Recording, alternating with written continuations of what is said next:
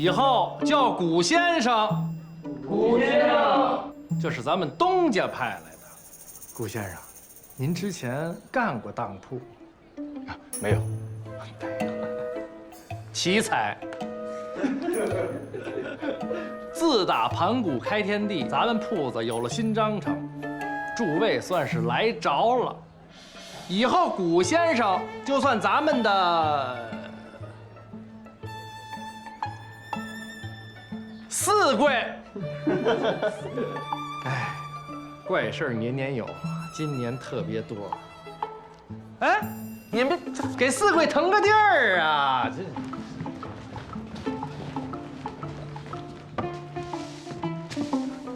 哎，四贵，您等一下。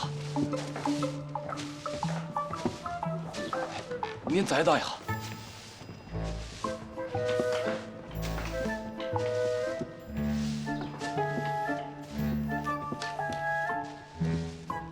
四贵让让。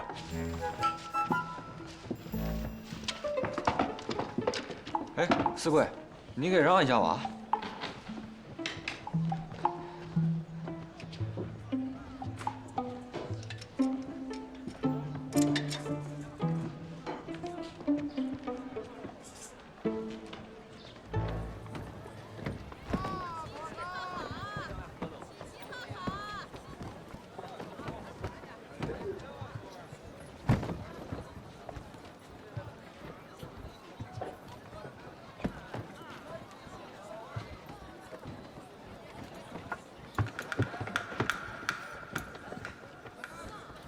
送个礼还得自个儿送啊，不过是个县太爷而已。这要是在北京，就是那些红顶子来我家里，我爹要是不想见，那还是不见。您是大少爷，我自然就是个跑腿的伙计呗。见了县太爷，我才能知道在这个地方怎么待下去。那头那个气死贼的营山你看见了吧？我实在喜欢得很，我打算在咱们店门口也弄一个，就是立一个丈2高的大银葫芦。风水先生跟我说了，城门口这一带财气最旺，我打算把它吸个干干净净。还有那片房子，我也租下来，弄一个大的票号，一个进一个出。老八家有什么了不起啊？他们手里除了票号，那什么也没有。我爹还说，李家全力以赴来撑这个场面，还要我看小题大做。3年，3个月，我们就挤在那老八家里头。你笑什么呀？像你有志气呗。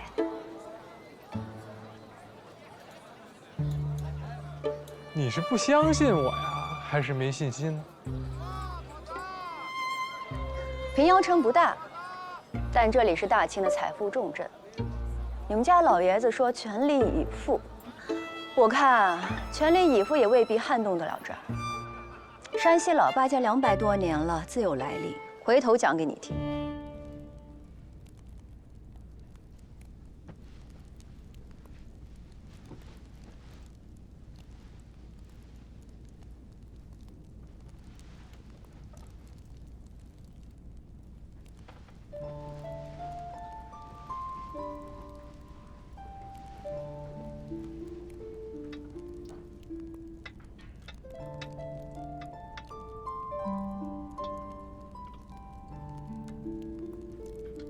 逃都逃了，何苦要回来呢？四爷，您行得正好，这粥也得了。你看，给你借了个5更鸡过来。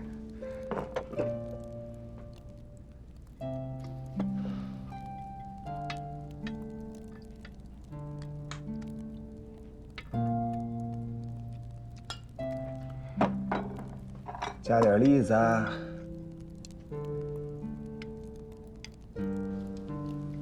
加点鸡丝，这样最是补气了。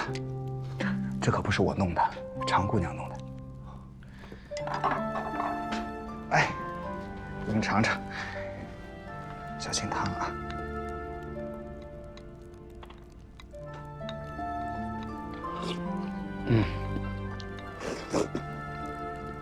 好吃。哪来的鬼子？啊，衙门搬的。想不到吧？您可是古往今来头一份这么坐牢的。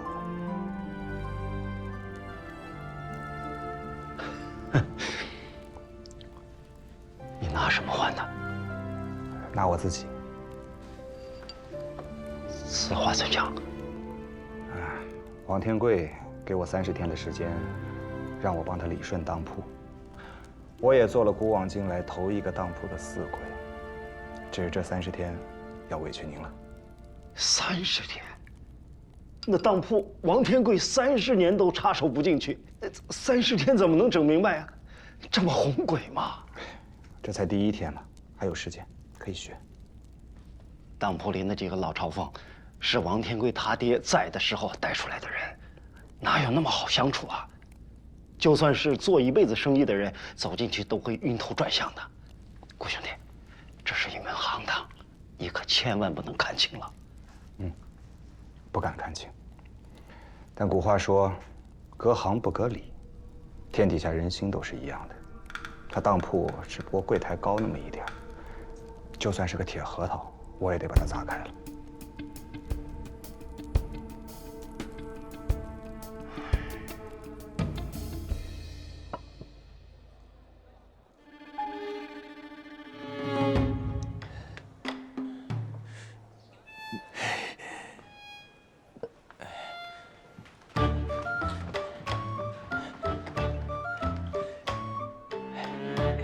请大掌柜长一下眼。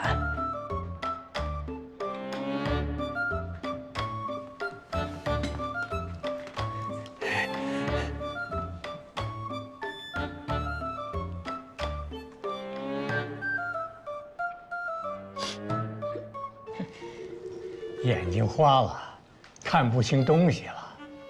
这位先生，你这当的可是什么东西呀？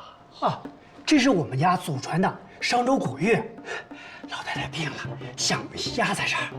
哦，祖传的古玉啊，贵府是在地下埋的吧？这土气味怎么那么重啊？怎么啊？你们当铺还管东西来路呢？啊，还真把自个儿当衙门？哎，这个不敢。抓贼追赃不是我们干的，不过，衙门里要是有什么大案，那是一定要到我们当铺来追究的。先生，按照大清律，偷坟掘墓可是死罪啊！您老啊，好眼力！这块玉啊，是我爷爷那边弄到手里的，这要拿到京城里去卖啊，少说也得几千两银子呢。我在您这儿只当500两。哦，500两倒是不多，只有一架。你说是商周年的啊？这是今年的。你们把玉雕好了，用火烧得通红，直接把它丢到了猫狗这些活物的腹腔里，是用它们的气血养出来的。小的，你这么做可是有损阴德呀！你胡说！你找人来，只要哪个人说这是真的，你就把我这双老眼挖出来当炮踩吧。走吧，你这玉我替你砸了，省得你以后再骗别人。哎呀，朱先生，要没您这根定海神针，我就生生把眼打了。郭朝凤，第1天就迟到了。哎，你眼睛长头顶上了，蚂蚁带龙头，装什么大牲口啊？你也是朝奉，我也是朝奉，何必说话这么难听呢？哼，那是，人家之前啊1天当铺都没干过，就仗着是东家的人，眼睛里能夹咱吗？有什么需要我这个四贵帮忙的地方，随时吩咐啊。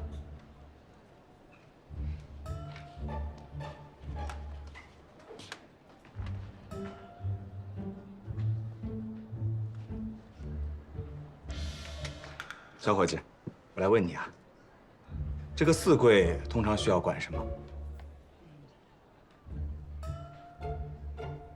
啊，明白。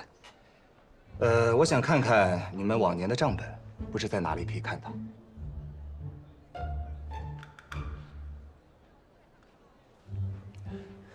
张步美在这儿，在楼上了。来人，给老子把这东西当了！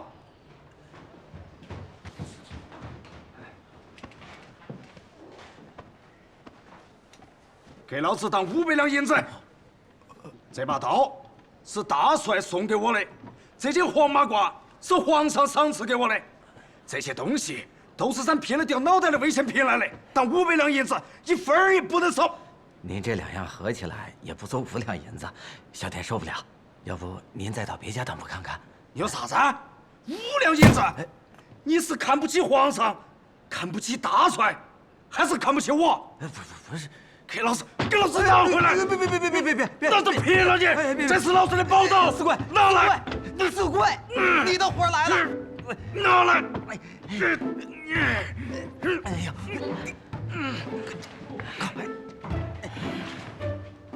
你来看，给老子看清楚！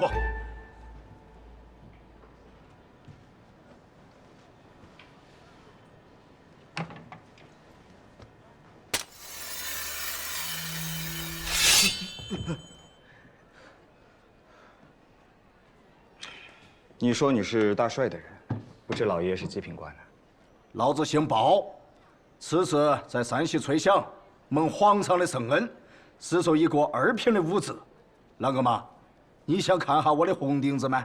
素闻大帅麾下有2员猛将，鲍大人、塔大人，莫非您就是鲍清德鲍大人？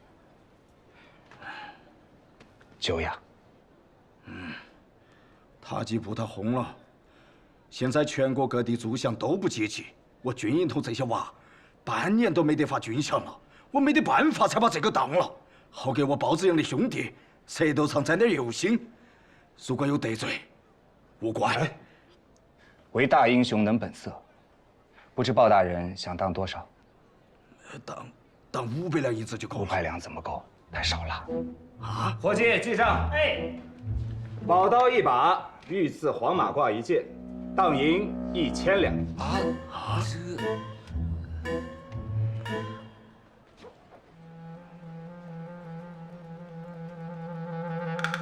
唱当写账，规矩如此，有什么好嚷嚷的？写。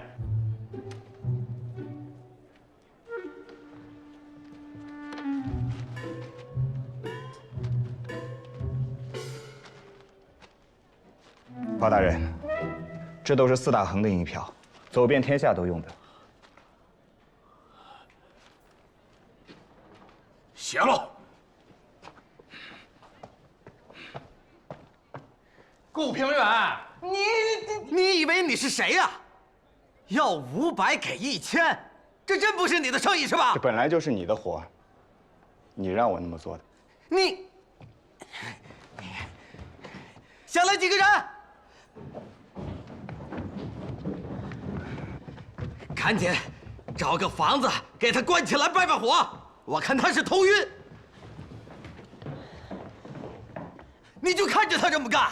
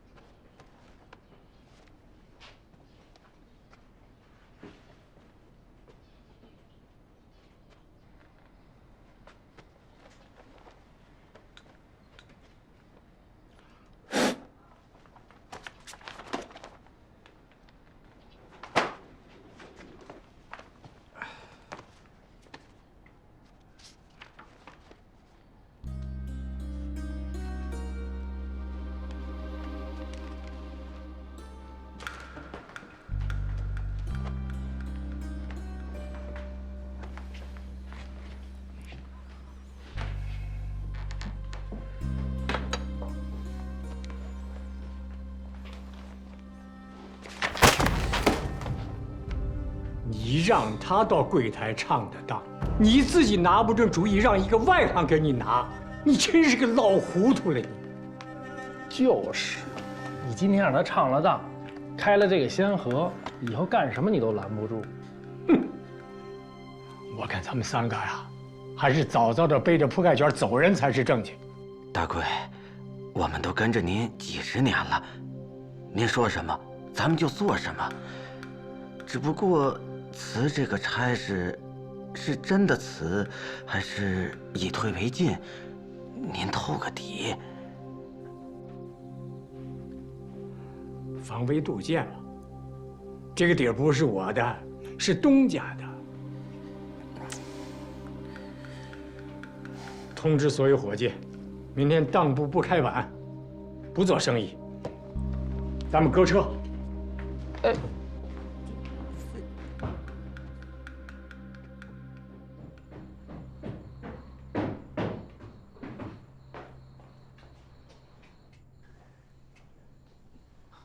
小金是吧？给，快拿了吧。您呀，在这关了一天了，这也没人给你弄点吃的，这不，我老婆做的中午饭我吃不了，给你拿上点。行啊，谢谢金哥。客气了。我呀，一天没干活了，吃不下去。那怎么一天没干活了呢？为什么呀？大贵让我们上门板，不做生意了。搁车了，他和二贵、三贵到东家那儿请辞去了。那辞了吗？这哪是我们知道的事儿了？反正呀，在这当铺里边吧，自然是三位朝奉老爷说了算。行了，我走了啊。您呀，千万别说是我给您的。谢谢啊。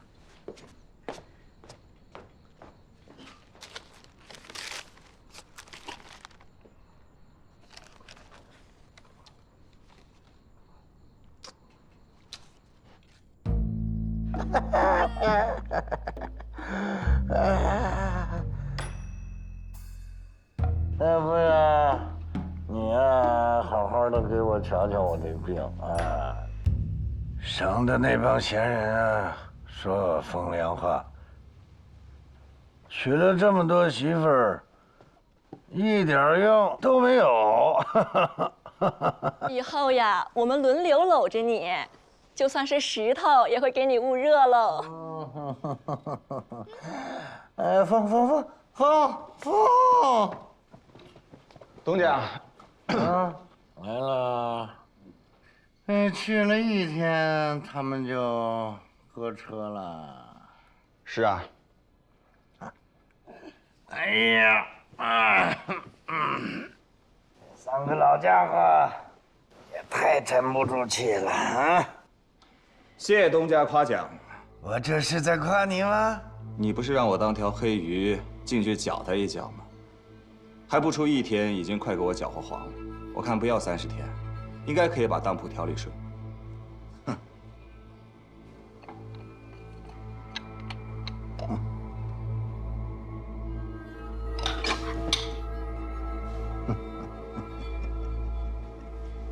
三个老家伙确实沉不住气。你虽然是在狡辩，但有几分道理啊。那他们辞了吗？我点头就可以。可是这行的规矩啊，不是说你今天辞，明天就走的，总得找个人收拾烂摊子，给东家把生意都捋顺了，啊，那才能撤呢。要多久啊？20、30天是要的。足以了。东家，你答应他们吧。我答应啊，那就是一句话的事儿。可是这三个老朝奉，那是在当铺这行有位置的，举足轻重。如果让人知道他们三个要走的这个消息，肯定有很多人要挖墙脚。哼，他们走了，你盯着呀。我自然不能。但是他们仨一个都走不了。现在不是你小子耍聪明的时候，他们已经防范至此了。不信你明天就去当铺瞧瞧，有哪个人敢跟你再说一句实话？到了30天，我也留不住他们了。到时候，就因为你耍的这个小聪明，就亏了这么大的生意。哼，你说我拿什么惩罚你啊？我从来不说大话，根本不需要30天。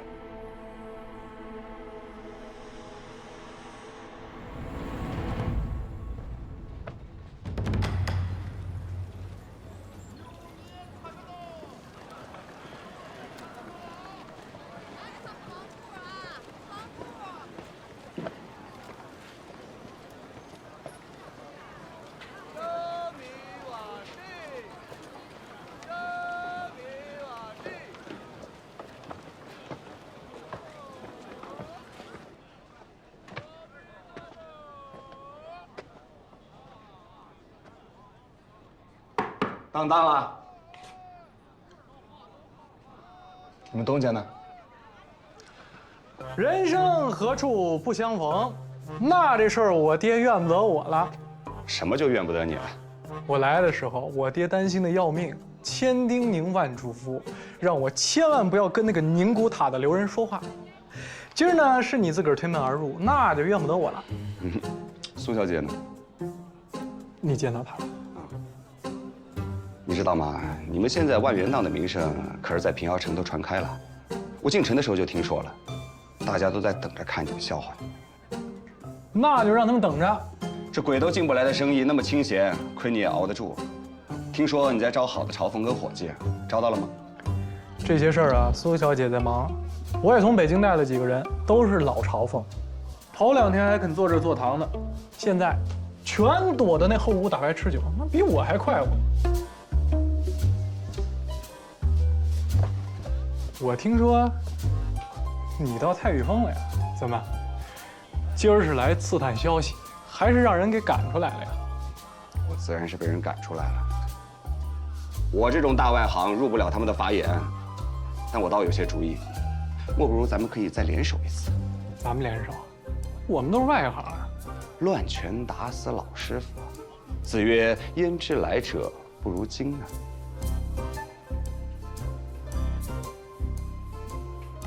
合计合计。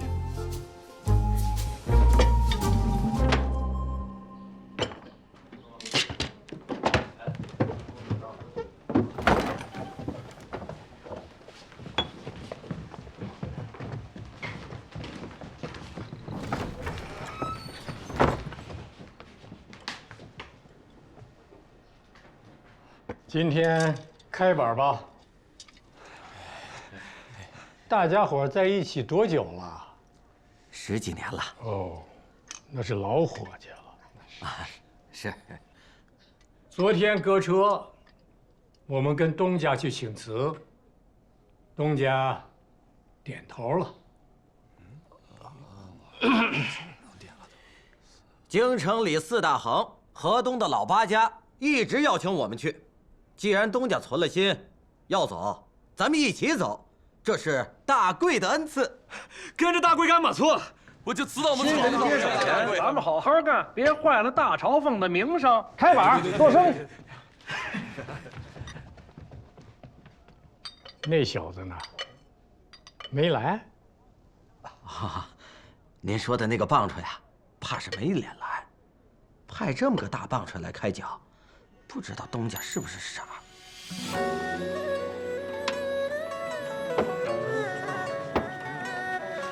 来，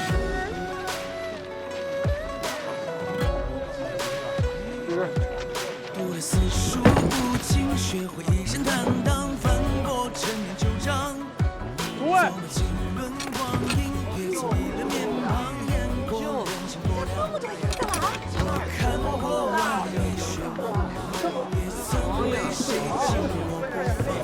只剩这一场。各位，平遥城的老少爷们，4乡8里的叔伯兄弟，在下李清，京城李家的人，在这平遥城啊开了一家万元档，主要就是为了来当学生学艺的。感谢各位的捧场。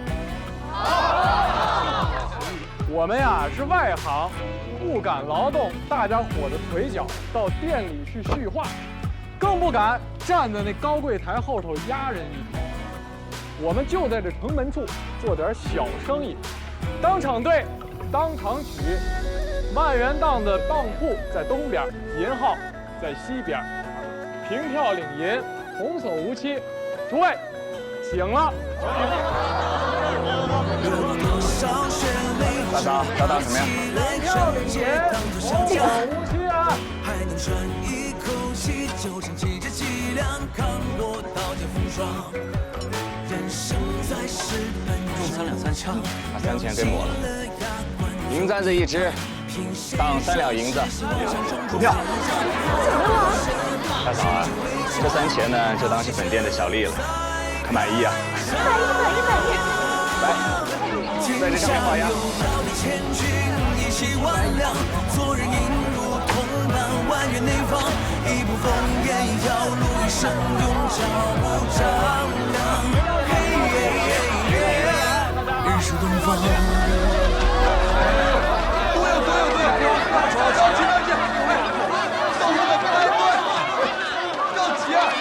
来，这个簪子你给他找找。都有了。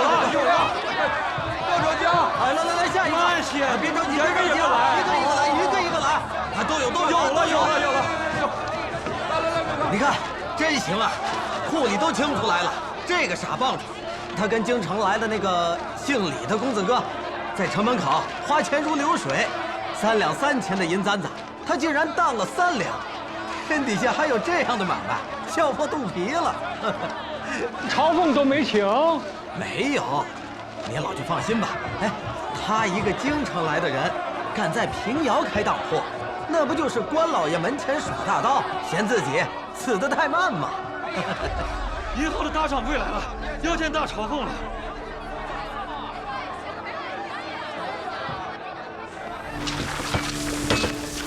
哟，我说祝朝奉啊，您在搞什么鬼啊？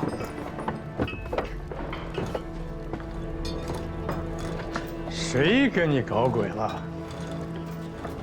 城门档那家伙，现在已经把手都伸到银号里来了，您还在这装死？这与我们有何干系啊？哎呦，有何干系？您倒好啊，撒出个妖精去，自己在这乐得清闲啊！北京城那家伙把自己的银号利率往上浮，现在整个平遥城，但凡有点钱的，都取了银子往他们那儿存呢。祝朝奉，您倒是给个主意啊！我那儿已经开始挤兑了。我这铺子里有的是现银，他想挤兑就挤，生意不能倒。来个人，让伙计们把现银都准备好，1个时辰1趟，往咱们自家的银号里送。现在就去。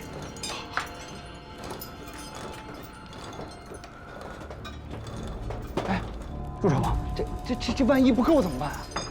那2个棒槌可是把平遥的马蜂窝给捅了，其他银号都和我们一样，这纷纷取了钱往他们那儿送啊。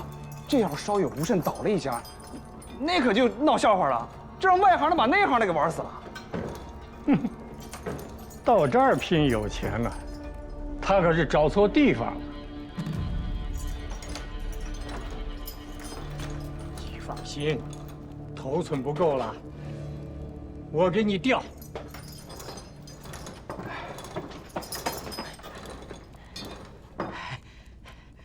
大朝奉，从咱们这儿赎出去的东西啊，全都到了城门口那2个棒槌的手里了。你说好笑不好笑啊？别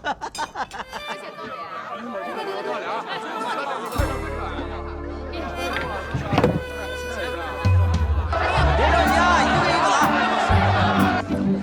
称一下看看多贵。几天就挣还这么多？好，珠花簪子1根，当银5两。你的花钱大好了，在这画押。现银9钱3分，您在这儿画个10字就行。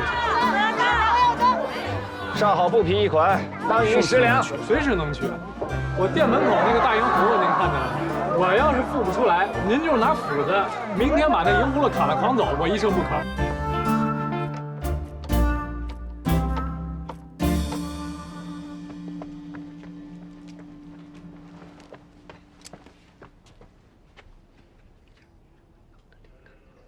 没人。他们在城门口啊闹腾了1天，再闹下去啊，县老爷都要派兵把他们轰出去了，城门都关不上了。哎，我就纳闷了，这古平原到底是不是太尉峰的人呀？怎么还倒帮上外人了？他倒是想进太尉峰啊，太尉峰不肯留他呀。没事儿，我倒要看看这2个人能弄成什么样。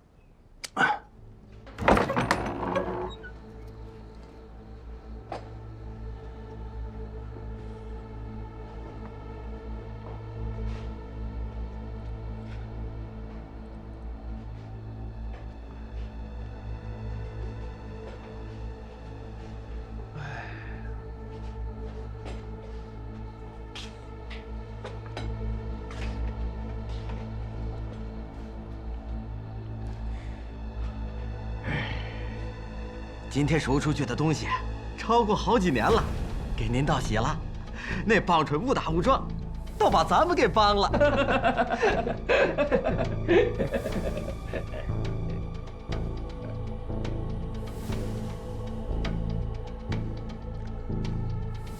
他不是帮蠢，是催命符。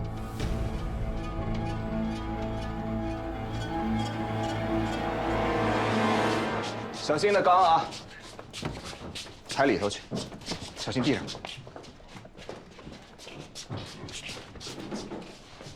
好。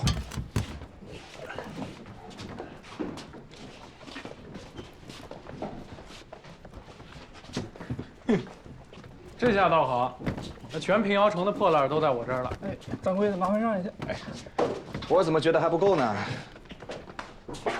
哎。咱俩今儿就把外行的事来干绝了，人家刚在我们这儿当完东西，转头出门就笑我们俩傻瓜呢。咱这就是赔本赚吆喝，纯烧钱。你要是拼不起，那就别拼了。天底下还没有我拼不起的事儿。明儿继续。今年是因为赶集，只怕到了明天人未必有这么多了。明儿呀，咱们就照方抓药，把平遥城下面的9乡12村家家户户全都扫到一遍。这就叫上门当。哎，古兄，这个名字好，就上门当。应下的东西都到了山西，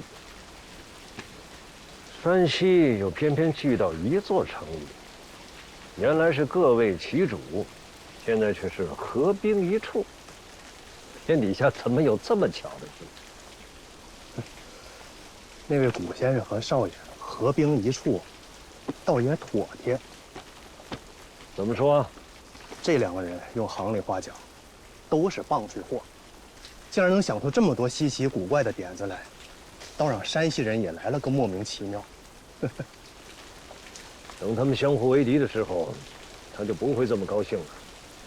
这孩子呀，哼，真不让人省心。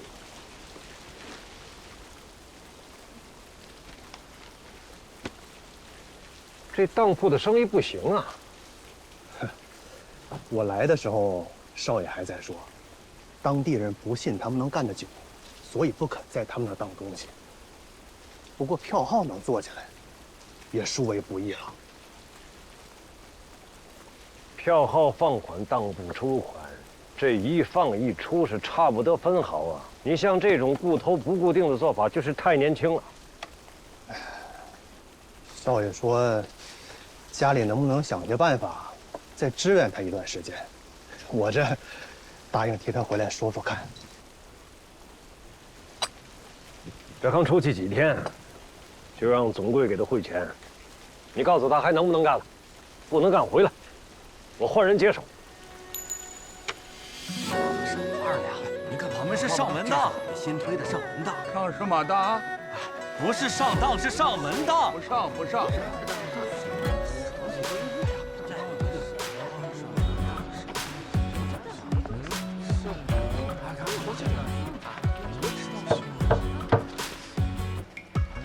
来啦！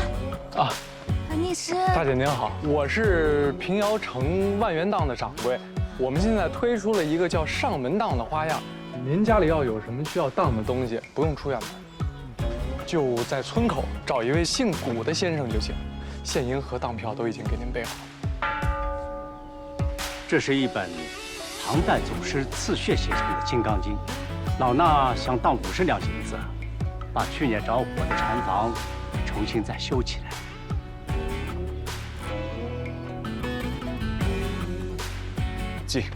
记唐人刺血《金刚经》一本，银子50两，见票支付。老方丈，您在这儿画押。探月，不打开吗？此等圣物就这么随便打开了，那岂不是玷污了它？在菩萨面前，我不敢欺心啊！大事勿隐，取银子便是。现在也没到交税的时间，再说家里有钱也不用买东西。是，您这钱要是不花呀，您有当的东西，当完之后可以就手存入我们的银号。我们的银号是3分利，比平遥城内的高1分半。而且您存的东西越多，这利润就越高，童叟无欺。我想大师修葺禅院一时也花不了这么多银两，不如请人来修，把这些银子先存到万元档的银号里，买材料、请工人的费用就见票支取，生出些利息，就当我们给大殿添香油的钱了。依你，都依你。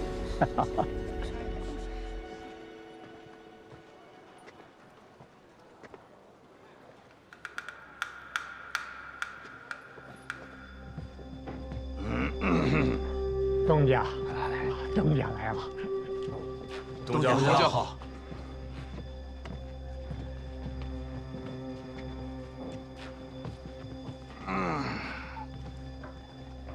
都坐吧，都坐吧。啊，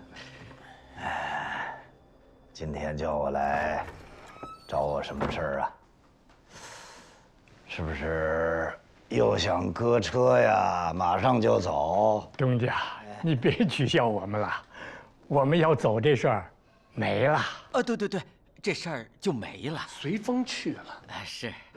今天呢，我们请东家来，是想问问那个小伙子呀，我们也不知道他和东家有什么来往，可是他这么一闹啊，激起了平遥城的公愤呐。我们不能不先给东家您说一声。那个棒，他坏了规矩。这10几天，他把平遥上上下下刮了个遍，所有当铺的货都空了，全被他家吃下去。能当3两的东西，他当5两；能当5两的，他当10两啊。他后边带了个银号，给的利又高。他把平遥所有的银号啊，轮流的霍霍了一遍，家家取出钱来，都存到他那儿去了。闹腾的到现在啊，咱们当铺是空的，银号是空的，天底下没有这么做生意的。他实在是个害群之马。您和县太爷熟，出面管管他。要再这么闹下去，怕是真的要翻天了。这当铺盈利啊，守在一个利息，贬低押物，活当喝血吃肉，死当敲骨吸髓。这种暴利的行业，你们也能干垮了？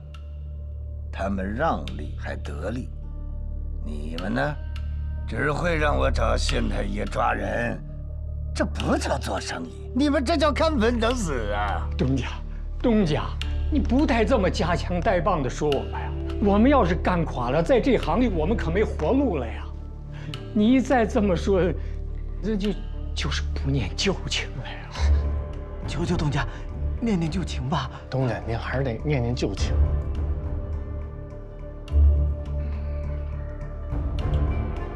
念旧情。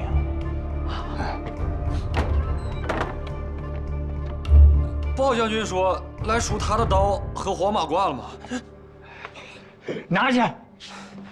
这是古平原唱的当吧？鲍将军说，看不见古先生人就不把东西拿走。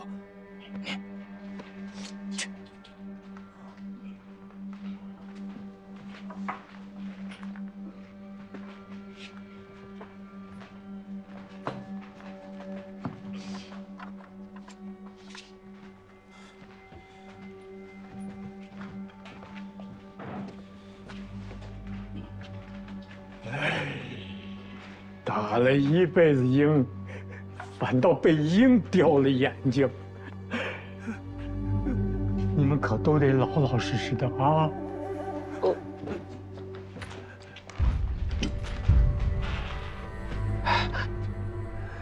段爷，他现在去万源荡找古平原了。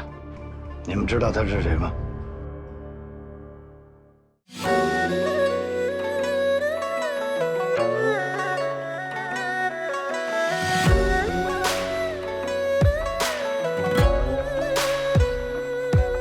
读了四书五经，学会一身坦荡，翻过陈年旧账，走马几轮光阴，也走历了面庞，演过人情薄凉。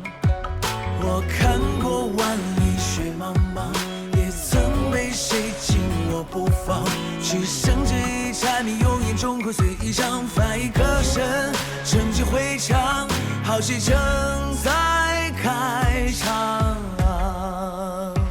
天下有道理千钧一气万两，做人应如同伴，外圆内方，一步烽烟，一条路，一生用脚步丈量。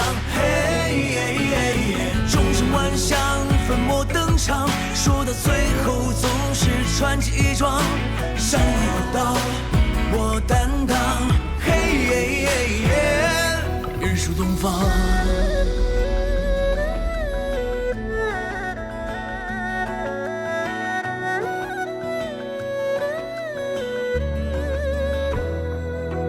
流过多少血泪，只要爬得起来，纯洁当作小将，还能喘一口气，就撑起这脊梁，扛过刀剑风霜。人生在世本就长，咬紧了牙关走一趟，凭谁人说痴心妄想，众口随一张，翻一个身，纯净回肠，好戏正在开场。天下有道理千钧一气万两，做人应如同伴，外圆内方，一步烽烟，一条路，一生用脚步丈量。千河过尽人间万象，尘埃落定留下传奇一桩。山河浩渺，我担当。日出东方。